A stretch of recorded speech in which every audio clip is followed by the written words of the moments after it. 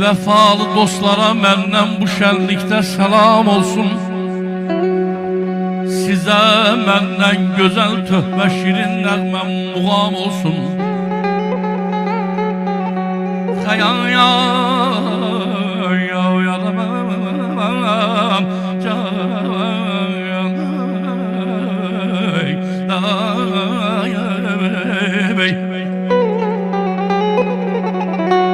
Xəyalımdan keçir daim vəfalı dostlarım mənim.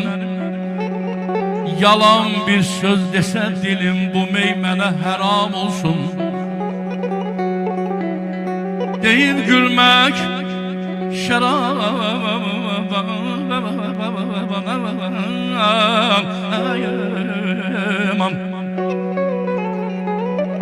deyib gülmək şərab içmək.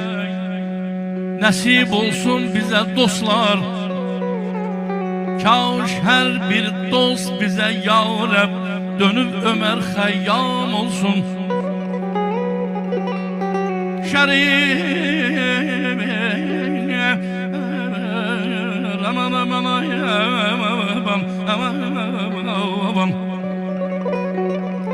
Şər işlərlə işimiz yox, İçməli çox, könlümüz tox. Bacarana halal olsun, bilməyənə həram olsun.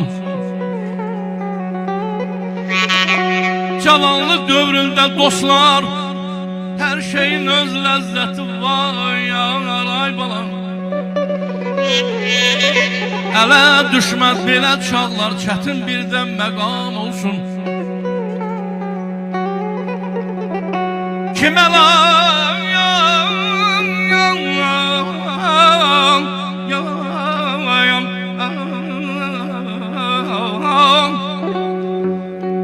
lazımdır pis yoldaş, ya pis sirdaş, ya pis qardaş. Heç biri olmayaydı kaş, istər doğma balam olsun.